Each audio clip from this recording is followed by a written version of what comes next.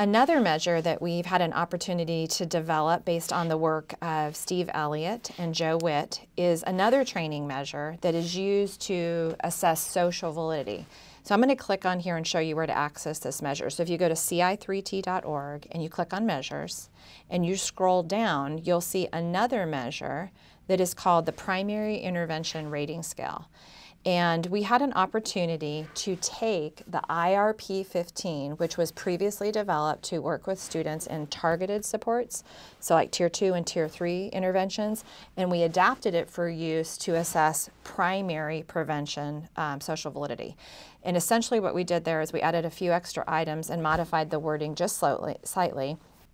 You might recall that as we've talked about different models for designing CI3T plans, that we've had for many, many years a training model that begins with 2-hour sessions held after school, full days of training, another 2-hour session, full days, 2 days, and another full day. And you can read elsewhere about that 6-part series. But one of the things that we wanted to do is develop a measure by which we gave all the stakeholders who initially weighed in to say, here's what we think kids need to know to be successful academically, behaviorally, and socially. They used that information to inform this plan, and then after the plan was drafted, we didn't want people to feel like they had no voice at that point. So this measure was developed to be used within the context of this training opportunity. So after the full CI3T primary Tier 1 efforts are drafted, that information gets shared back with your full faculty and staff, and you're welcome to go ahead and then use this specific measure to see what people think about the acceptability of what you've built. So if you click on the lower part of this description on our website, you'll see that there are 4 different versions. There's a preschool version, elementary, middle, and high school. As a former middle school teacher, I'm going to go ahead and click on middle school. And you'll see what this would look like if you were to download this and print this with paper and pencil version. Each of these 17 items is completed on a 6-point Likert type scale, ranging from strongly disagree to strongly agree. And teachers, like faculty and staff, will just circle their responses. Then you're more than welcome to just total these up, and total scores will range from anywhere from 0 to 102. We recommend that you compute a percentage, so make sure that you add up each person's total, divide by 102, and multiply the quantity by 100 to get a percentage. And we actually had the opportunity to do a study on our research team in partnership with Steve Elliott, and we learned that teachers' ratings of these measures, when you average those for a school site means of what they thought during this phase of the training process, actually predicted how well teachers reported their own implementation during the first year of implementation. So this is really important as part of a training aspect. If people are telling you right now that social validity is low, meaning they're concerned about the procedures or they're concerned about whether or not it's going to work, we want to pay attention to that so we can continue to support their learning.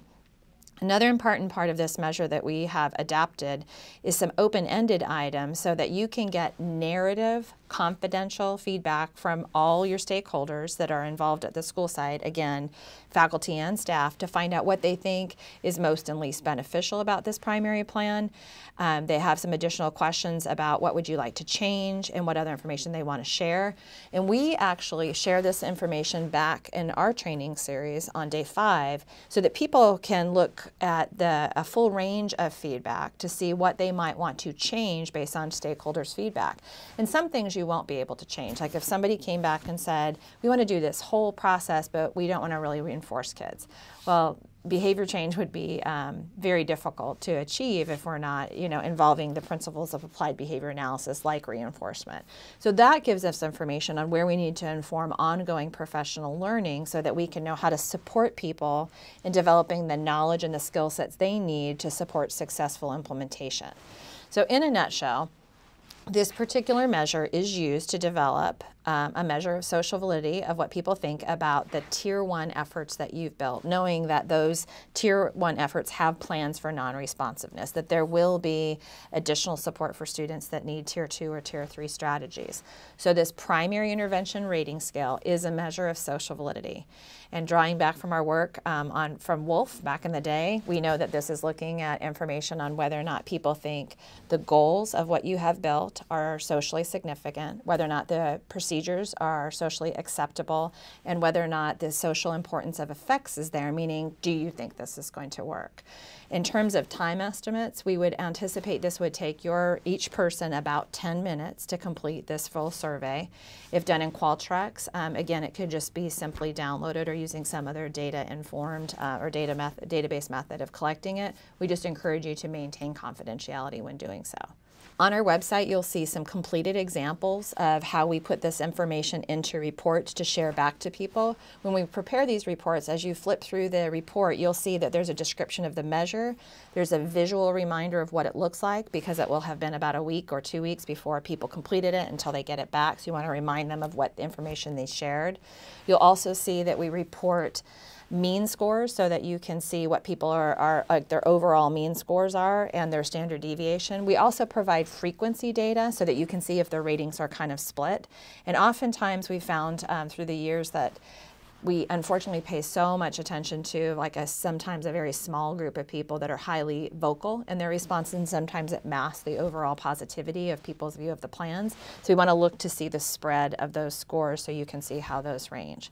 You'll also see in the reports that every single comment is presented exactly as it's written. So we're not editing that information out. If it's part of a research study, we would encourage you to blind. If somebody accidentally identifies who they are, we'd blind their information by putting X's instead of a name being mentioned.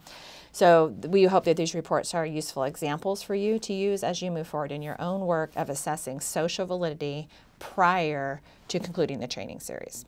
This information is used to inform plan revisions, and there's a second measure that we're going to show you in just a moment that gives you another quick glimpse of how people view the revised plan.